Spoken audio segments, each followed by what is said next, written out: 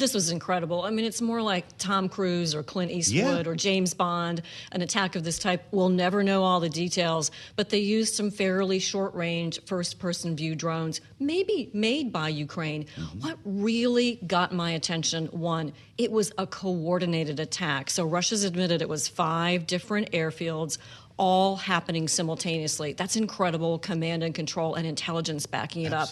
And then, as you said, one of these airfields was out in Siberia near Lake Baikal. That's 3,000 miles from Kyiv. The video you showed, I think that one's from the airbase up on the Kola Peninsula near Murmansk. Imagine that. Major strategic attack, and Putin has got to be worried about what else Ukraine could hit deep inside Russia. So this was something that was months and months in the making. It's being compared to Pearl Harbor.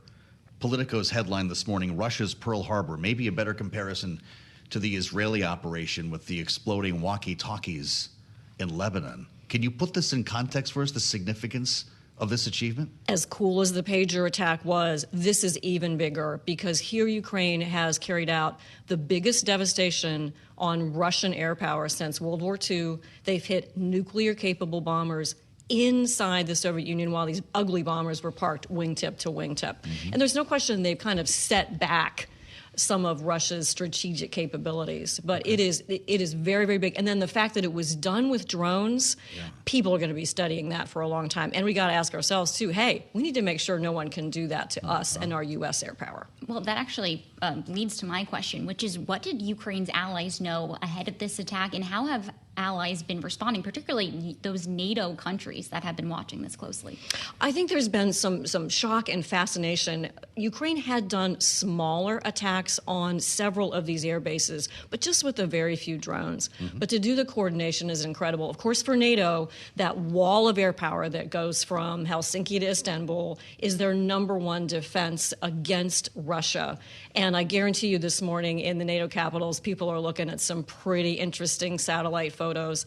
The attack up in Murmansk, big, oily, black plumes of smoke telling you they really hit something, gasoline, something in those planes, and caused a lot of destruction. So for sure, NATO is taking notice, and NATO is cheering, I'm telling you.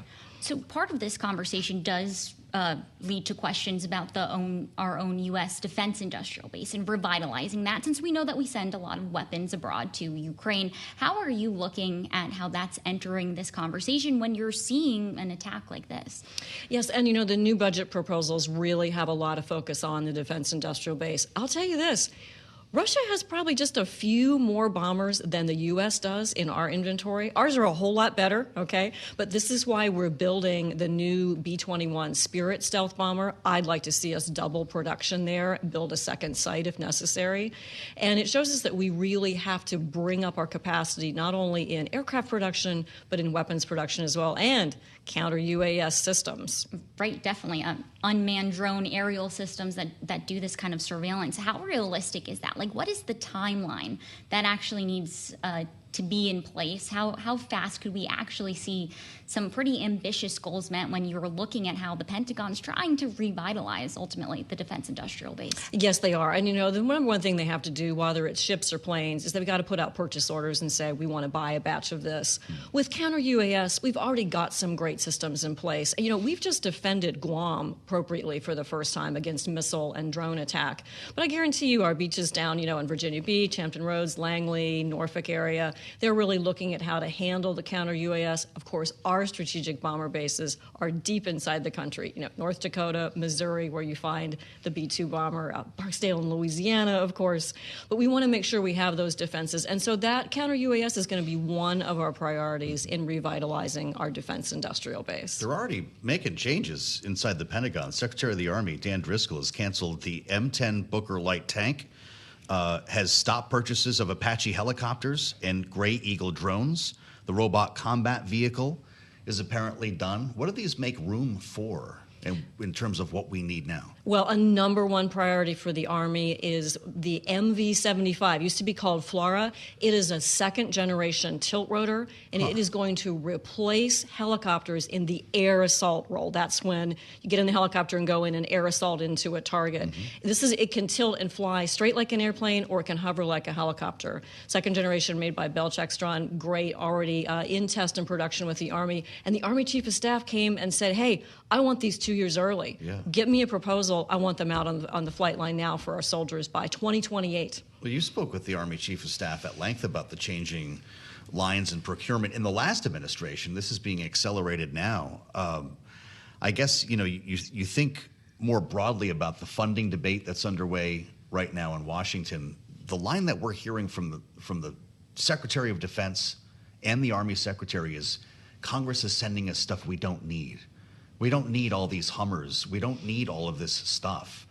When does that part of the story end? Lawmakers play a big role in this. Yes, they do, because Congress has the power of the purse, and it's that season where the Army sets its requirements and Congress says, maybe not so fast. Mm-hmm. But what I like, and Congress does too, is that the Army has set its priorities and said, we really need to be able to be more agile in the Pacific and in other areas so they can move farther and faster and insert soldiers where they need to go and do all the other missions that go with it. Yeah. The Army has a plan, and Congress is going to like that a lot. Mm-hmm. Well, that was going to be my next question. How is the Army being informed by these other active conflicts that are happening, whether it be rising tensions in the Indo-Pacific, obviously Ukraine? Because a big part of this, right, is trying to get some of those more innovative companies to start, competing, or perhaps not on the same level as those defense primes, so that they can get the more innovation technology integrated more quickly.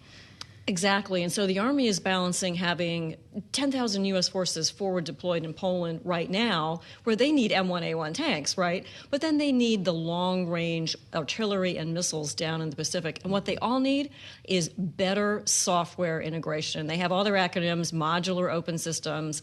So the Army is making sure that all its new programs are able to take software upgrades more quickly from a range of vendors. The MV-75 tiltrotor does this specifically. In the future, they can upgrade it with something from another company.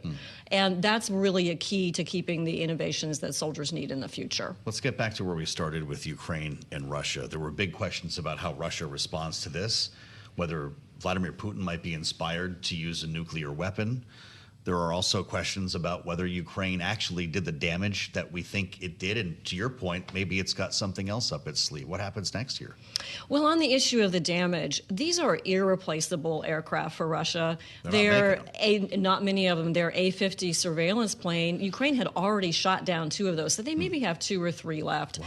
So to lose, even if it turns out to be 10 or 15 aircraft that are a total loss, they cannot rebuild them. They're out of production. They're old. They're ugly. They're heavily modified anyway. A lot of them are burned and the wings have fallen off. The best they can hope for is maybe cannibalize some spare parts and pull some others out of storage. Mm-hmm. But it's a blow. And what is there to tell us that Ukraine doesn't have another set of drones waiting to go? It really sent a chill down my spine. So they could still be positioned for another attack just like this, is your point? Perhaps they can. It surprised us here. So who's to say? Why not an attack on that gas or oil pipeline that goes to China? Because China is keeping Russia in business. The export control sanctions will make sure that Russia can't get a lot of the high-tech parts they need to restore and replace these aircraft. It's a total write-off. This is a huge loss for Russian air power. I'm so glad to see it. No two ways about it. Isn't that remarkable? We're out of time. This was not coordinated with the U.S. in any way that we know, in terms of intelligence, was it? Zelensky says solely Ukraine operation, but who knows? Who knows?